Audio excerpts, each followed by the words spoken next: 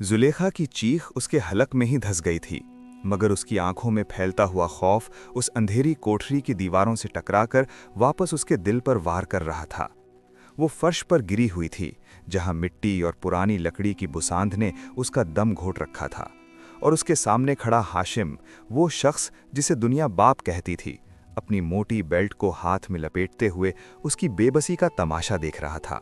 उसकी आंखों में मौजूद सुर्खी शराब की नहीं, बल्कि उस दरिंदगी की थी जो किसी मासूम को तपाने से मिलती है।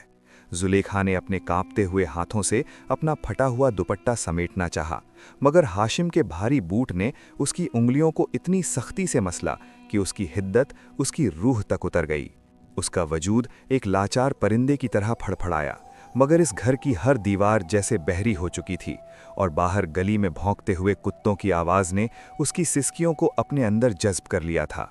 हाशिम ने जब उसका गला दबोचा तो जुलेखा को अपनी माँ सकीना की वो आखिरी नसीहत याद आई जो उसने मरते वक्त हाशिम का हाथ पकड़कर की थी, मेरी बेटी को फूल की तरह रखना। मगर अब वो फूल कांटों के दरमियान नहीं, बल्कि एक ऐसी भट्टी में था जहां हर पल उसकी पाकीज़गी और हया को झुलसा दिया जाता था। हाशिम का चेहरा उसके इतने करीब था कि उसकी गंदी सांसों की तपिश जुलेखा के चेहरे को झुलसा रही थी। वो उसे बेचना चाहता था, उसकी जवानी और उसकी मासूमियत का सौदा करके अपनी अय्याशियों का सामान पैदा करना चाहता था। तू मेरे लिए बेटी नहीं, सोना उगलने वाली चिड़िया है।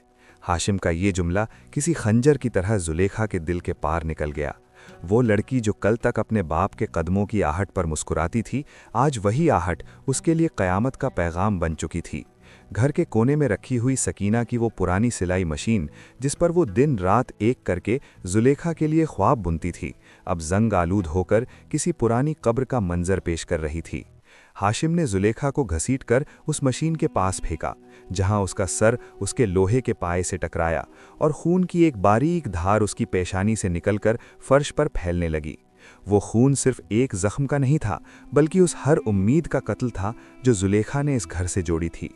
उसने अपनी धुंधली आंखों से दीवार पर लगी उस तस्वीर को देखा जहां उसका असली बाप उसे गोद में लिए मुस्कुरा रहा था, और फिर उसने हाशिम को देखा जो उसकी तकलीफ पर कहकहे लगा रहा था।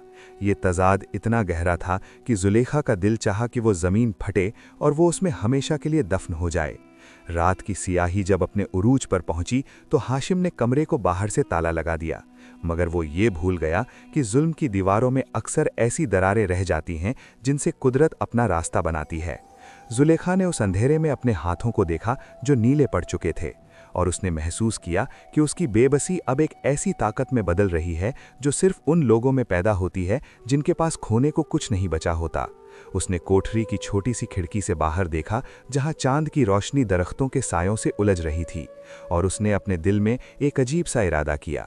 वो जानती थी कि अगली सुबह उसका सौदा होने वाला है और हाशिम ने सेठ कादिर से पैसे पक्के कर लिए हैं, मगर वो ये नहीं जानती थी कि मौत बेहतर है या वो जिंदगी जो मौत से भी बदतर हो।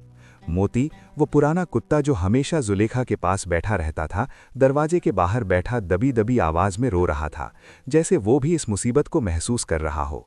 हाशिम ने नशे की हालत में उसे लात मारी तो उसकी दर्दनाक आवाज ने पूरे मोहल्ले की खामोशी को चीर दिया, मगर कोई भी उस अंधेर नगरी में मुदाखलत करने को तैयार नहीं था। जुलेखा ने अपने आंसुओं को पोंछा और दीवार से लगी उस पुरानी कुल्हाड़ी को देखा जो उसके बाप ने लकड़ियां काटने के लिए रखी थी।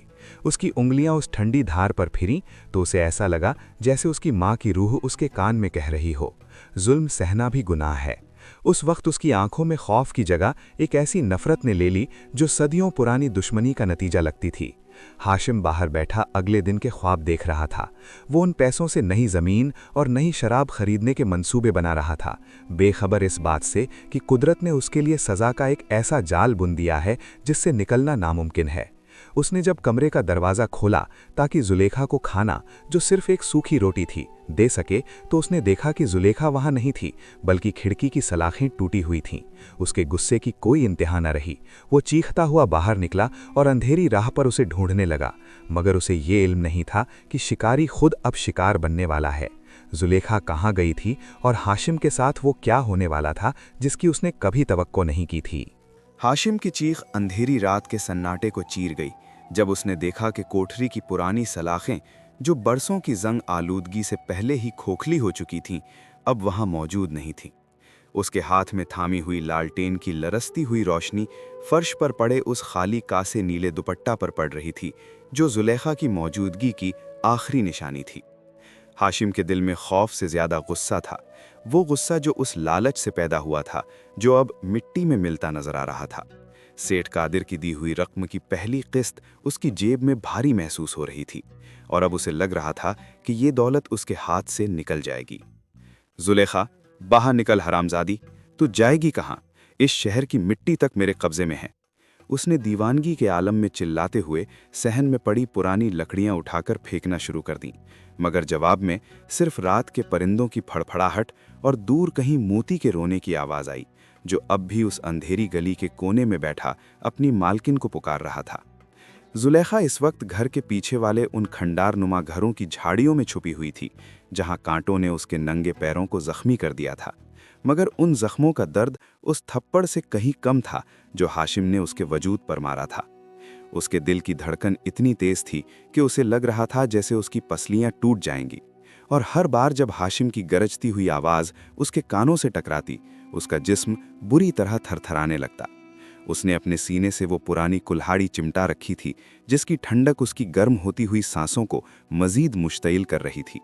वो जानती थी कि हाशिम उसे ढूंढने के लिए हर हद पार कर देगा, क्योंकि उसके लिए जुलेखा एक बेटी नहीं बल्कि एक तिजारती माल थी, जिसे वो कल सुबह सेठ कादिर के हवाले करने का वादा कर चुका था। जुलेखा ने आसमान की तरफ देखा, जहां बादलों ने चांद को मुकम्मल तौर पर ढांप लिया था, जैसे कुदरत ने भी उसकी पर्दादारी का फैसला कर लिया हो। हाशिम ने नशा उतरने की कोशिश में अपने सर पर ठंडा पानी डाला और एक बड़ा डंडा उठाकर गली की तरफ भागा। उसकी आंखें हर अंधेरी नुक्कड़ को इस तरह देख रही थीं जैसे कोई दरिंदा अपने शिकार की बू सूंघ रहा हो। वो चिल्लाता रहा, लोगों के दरवाजे खटखटाता रहा, मगर उसकी बदकिरदारी की वजह से कोई भी अपना दरवाज़ा खोलने को तैयार नहीं था। सब जानते थे कि हाशिम एक ऐसा सांप है जो अपने ही घर को डसता है। जब वो उस पुराने नहर के पुल पर पहुंचा तो उसे वहां किसी के चलने की आहट सुनाई दी और उसकी आंखों में शैतानी चमक लौट आई। पकड़ी गई, अब देख मैं तेरा क्या हाल करता हूं। वो पागलों की तरह उस तरफ लपका, मगर वहां सिर्फ एक पुरानी बोरियत थी जो हवा से हिल रही थी। उस पल हाशिम को पहली बार अपनी बेबसी का एहसास हुआ, मगर ये बेबसी उसे सुधारने के बजाय मजीद वहशी बना रही थी। जुलेखा ने जब देखा कि हाशिम नहर की तरफ निकल गया है तो वो दबे पांव घर की तरफ वापस लौटी, क्योंकि वो जानती थी कि हाशिम ने अपनी सारी जमा पूंजी और वो कागजात जिन पर उसकी माँ के अंगूठे के निशान थे, कमरे की उसी संदूक में रखे हैं।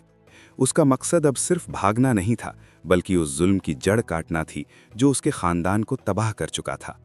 जब वो घर के सहन में दाखिल हुई तो पुरानी सिलाई मशीन का पहिया हवा से हल्का सा घूमा, जैसे उसकी माँ की रूह उसे थपथपा रही हो। जुलेखा के हाथ कांप रहे थे जब उसने संदूक का ताला तोड़ने की कोशिश की। हर गुजरने वाला लम्हा उसे मौत के करीब महसूस हो रहा था। अचानक उसे घर के बाहर भारी कदमों की आहट सुनाई दी। हाशिम वापस आ चुका था और उसकी सांसों की भारी आवाज दरवाजे के बिल्कुल बाहर थी। हाशिम ने जैसे ही दरवाज़ा धक्का दिया, उसने देखा कि जुलेखा संदूक के पास खड़ी है और उसके हाथ में वही कागजात हैं जो उसकी अय्याशी का रास्ता थे। तो तू यहाँ है छोटी चोर, हाशिम ने दहाड़ कर कहा और उसकी तरफ लपका, मगर इस बार जुलेखा पीछे नहीं हटी, बल्कि उसने कुल्हाड़ी को पूरी कुव्वत से पकड़ लिया। उसके चेहरे पर अब खौफ नहीं बल्कि वो नफरत थी जो बरसों से उसके अंदर लावा बनकर पक रही थी। हाशिम ने जब उस पर हाथ उठाने की कोशिश की तो जुलेखा ने एक गहरा सांस लिया और उसकी आंखों में आंखें डालकर कहा, आज या तो ये कागज जलेंगे या वो हाथ जो इन पर कब्जा करना चाहता है। हाशिम एक पल के लिए ठिठक गया। उसने कभी जुलेखा की आंखों में इतनी हिम्मत नहीं देखी थी, मगर उसके अंदर का शैतान उसे पीछे हटने की इजाजत नहीं दे रहा था। दोनों के दरमियान मौत का खेल शुरू हो चुका था।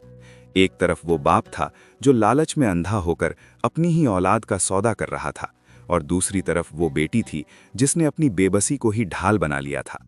हाशिम ने एक झटके से जुलेखा के बाल पकड़े और उसे जमीन पर पटक दिया। कुल्हाड़ी उसके हाथ से निकलकर दूर जा गिरी।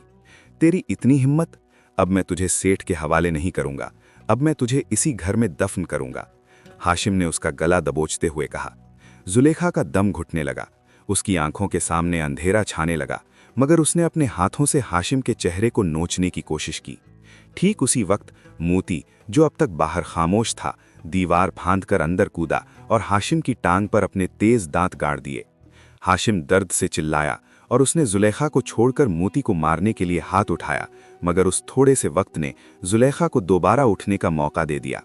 उसने गिरते पड़ते वही कुल्हाड़ी दोबारा उठाई और उस वक्त उसके दिमाग में सिर्फ अपनी माँ की वो चीखें गूंज रही थीं जो हाशिम के जुल्म के वक्त वो निकाला करती थीं। ये मेरी माँ का बदला है। जुलेखा ने चिल्लाते हुए कुल्हाड़ी हवा में लहराई, मगर वो हाशिम पर वार नहीं कर सकी क्योंकि हाशिम ने उसका हाथ हवा में ही पकड़ लिया। मगर कुदरत का खेल देखिए, उसी कश्मकश में हाशिम का पैर फर्श पर गिरे हुए उस तेल पर फिसला जो लालटेन टूटने से फैल गया था। हाशिम बुरी तरह पीछे गिरा और उसका सर संदूक के उस नुकीले कोने से टकराया। हाशिम के सर के पीछे से निकलने वाला खून उस पुराने फर्श की दरारों में इस तरह जज्ब हो रहा था जैसे सदियों की तिश्नगी मिट्टी को मिल गई हो। उसका वजूद, जो अभी कुछ देर पहले एक दरिंदे की तरह दहाड़ रहा था, अब एक बेजान गठरी की तरह जमीन पर पड़ा था। मगर उसकी आंखें अब भी खुली थीं, जिनमें हैरत और मौत का खौफ जम चुका था। जुलेखा के हाथों में थमी कुल्हाड़ी नीचे गिर गई और उसकी धड़कनें उसके सीने की दीवारों से टकराकर एक अजीब सा नोहा पड़ने लगीं। उसने अपने कांपते हुए हाथों को देखा, जो हाशिम के खून से नहीं बल्कि उस लालटेन के तेल से सने हुए थे जिसने कमरे में एक पुरअसरार रोशनी फैलाई हुई थी। उसे ऐसा लगा जैसे कमरे की दीवारें करीब आ रही हैं और उसकी माँ सकीना की पुरानी सिलाई मशीन की घुड़घुड़ाहट फिर से उसके कानों में गूंजने लगी है, जो उसे इस मनहूस जगह से फौरन निकल जाने का इशारा कर रही थी। मोती ने, जो अब भी हाशिम की टांग के पास खड़ा दबी दबी आवाज में घुर्रा रहा था, जुलेखा के दुपट्टा को अपने दांतों से पकड़कर खींचा, जैसे वो उसे होश में लाने की कोशिश कर रहा हो। जुलेखा ने थरथराते हाथों से वो कागजात उठाए जो फर्श पर बिखरे पड़े थे, वो कागजात जो उसकी माँ की मेहनत की कमाई और इस घर की मलकियत का सबूत थे। उसने एक आखिरी बार हाशिम के उस शैतानी चेहरे को देखा जो मौत के सकाते में भी मकरूह लग रहा था, और फिर उसने मुड़कर पीछे नहीं देखा। वो नंगे पांव घर से बाहर निकली, जहां बाहर की ठंडी हवा ने उसके झुलसती हुई रूह को हल्का सा लम्स दिया, मगर उसका रास्ता अब भी उतना ही दुश्वार था जितना उसकी जिंदगी की ये पिछली सदी थी।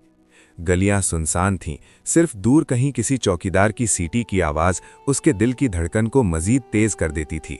वो भागती रही, यहाँ तक कि उसके पांव कांटों और कंकरियों से जख्मी हो गए और हर कदम पर खून के निशान छूटने लगे।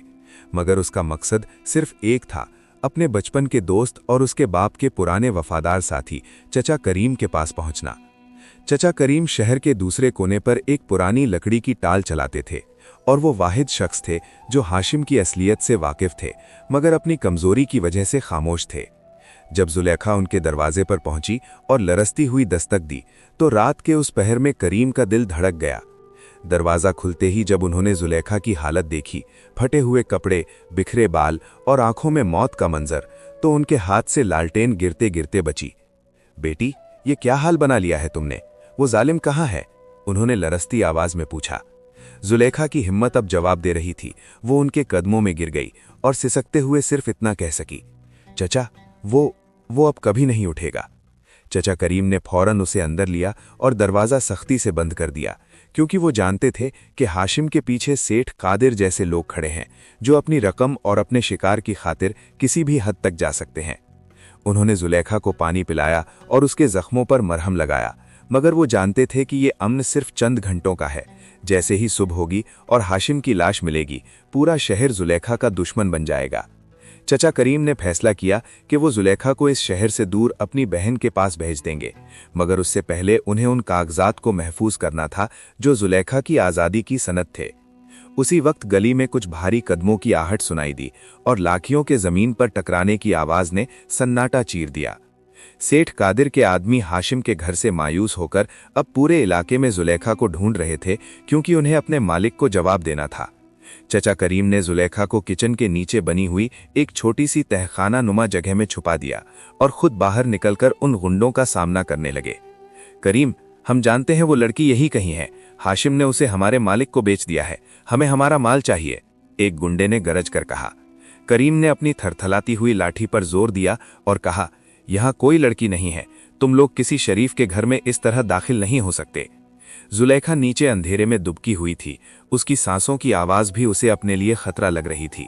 उसने महसूस किया कि ऊपर कश्मकश बढ़ रही है। धड़ धड़ की आवाज़ें और करीम की दर्द भरी चीख ने उसे ये बता दिया कि वो लोग करीम पर तशद्दुद कर रहे हैं। उसका दिल चाहा कि वो बाहर निकलकर उन दरिंदों को बता दे कि वो यहाँ है, ताकि वो बुजुर्ग करीम को छोड़ दें। मगर उसे करीम की वो बात याद आई कि जुलेखा, तुम्हारी जिंदगी सिर्फ तुम्हारी नहीं, तुम्हारी माँ की इज्जत का सवाल है।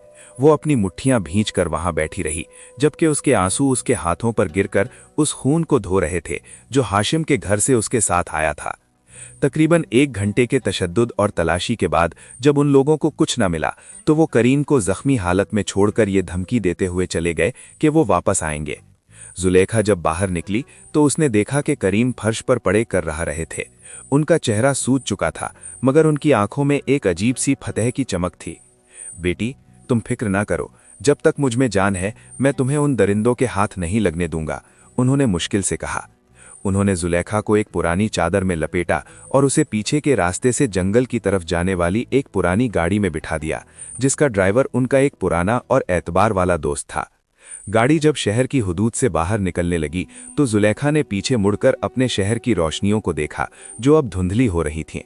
उसे ऐसा लगा जैसे वो किसी पुरानी जिंदगी का जनाजा छोड़कर नए रास्ते पर निकल रही है, मगर उसके दिल में अब भी एक खलिश थी। क्या हाशिम वाकई मर गया था, या कुदरत ने उसके लिए कोई और ही अंजाम लिख दिया था? और सेठ कादिर, जो इतना बाअसर शख्स था, क्या वो इतनी आसानी से अपना सौदा हाथ से निकलने देता? रात का आखिरी पहर था और गाड़ी की पुरानी इंजन की आवाज खामोश रास्ते पर एक अजीब सा नौहा पड़ रही थी। गाड़ी की पुरानी सीट पर बैठी जुलेखा की आंखों में नींद नहीं, बल्कि वो मनाजिर थे जो किसी गहरे जख्म की तरह उसके जहन पर नक्श हो चुके थे।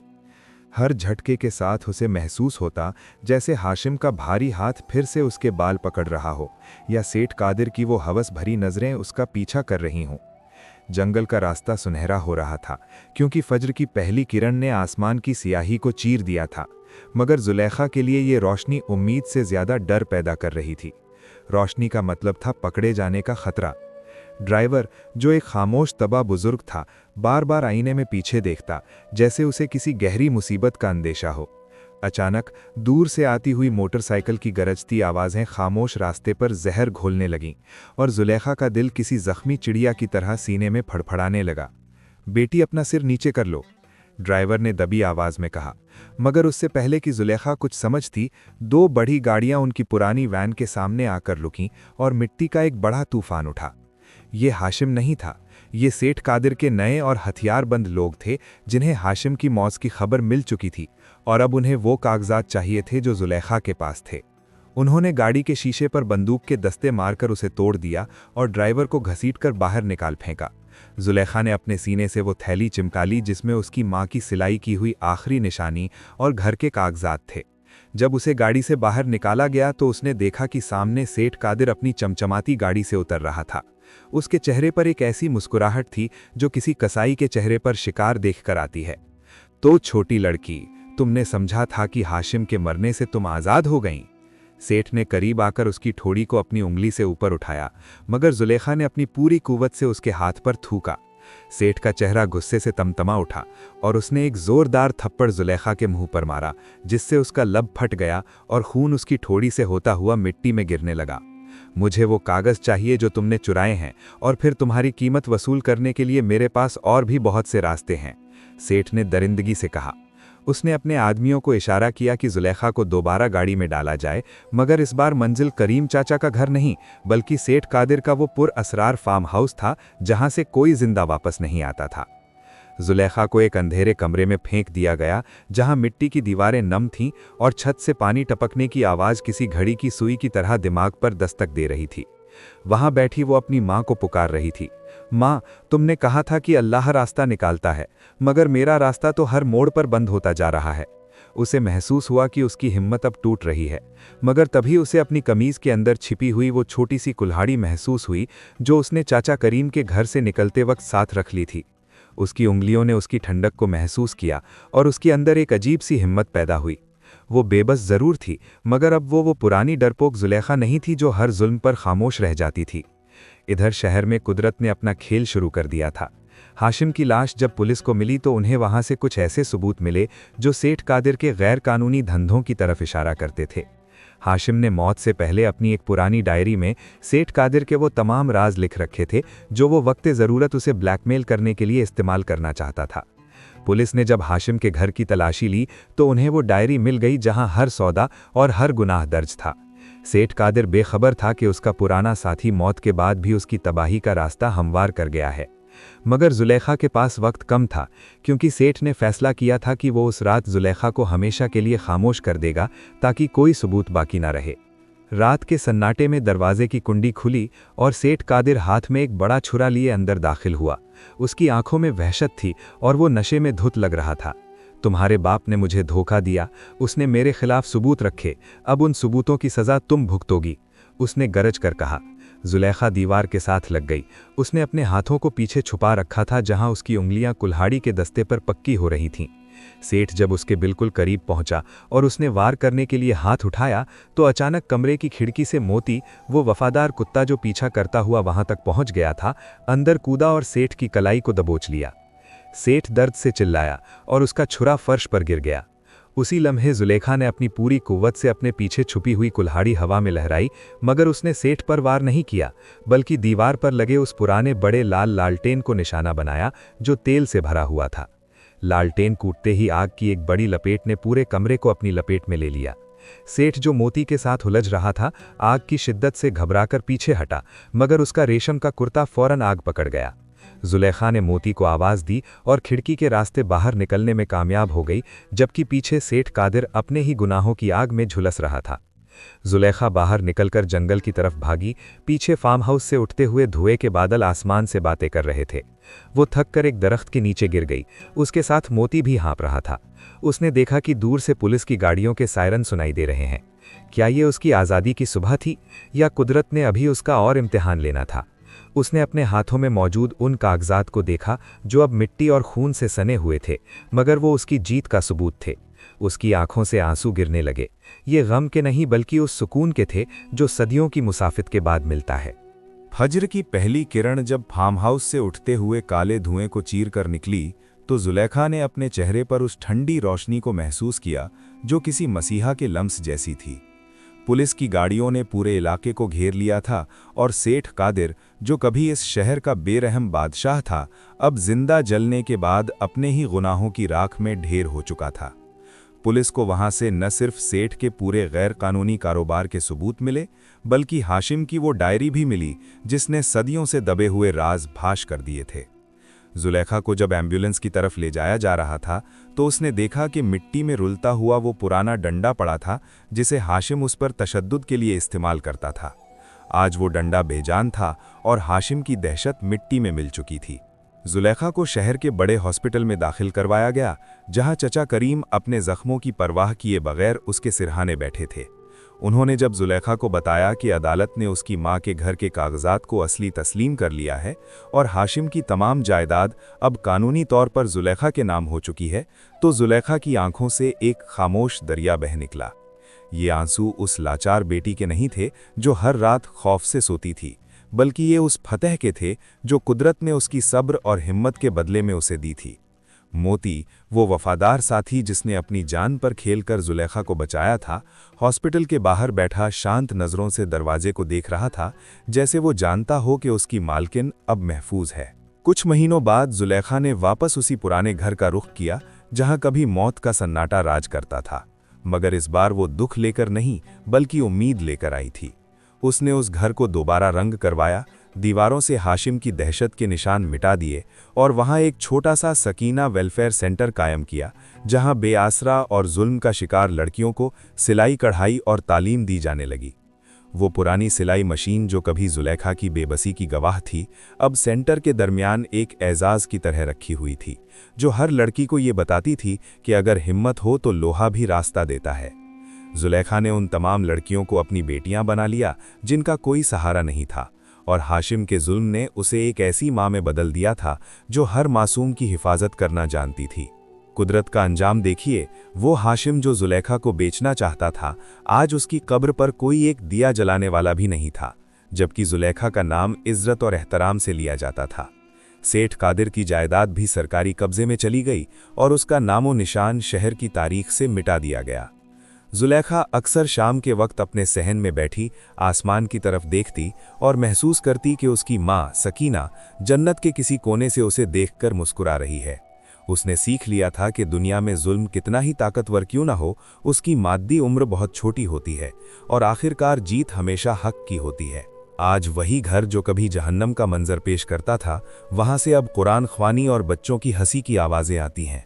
जुलेखा ने साबित कर दिया कि एक बेटी अगर ठान ले तो वो सोतेले बाप के जुल्म से लेकर वक्त के फिरौन तक हर दीवार को गिरा सकती है। मोती अब भी उसके साथ था, थोड़ा बुढ़ा हो गया था, मगर उसकी वफादारी में कोई कमी नहीं आई थी। जुलेखा की कहानी हर उस शख्स के लिए सबक है जो समझता है कि वो किसी कमजोर पर जुल्म करके बच जाएगा। कुदरत की लाठी बेआवाज होती है, मगर जब पड़ती है तो उसका निशान सदियों तक बाकी रहता है।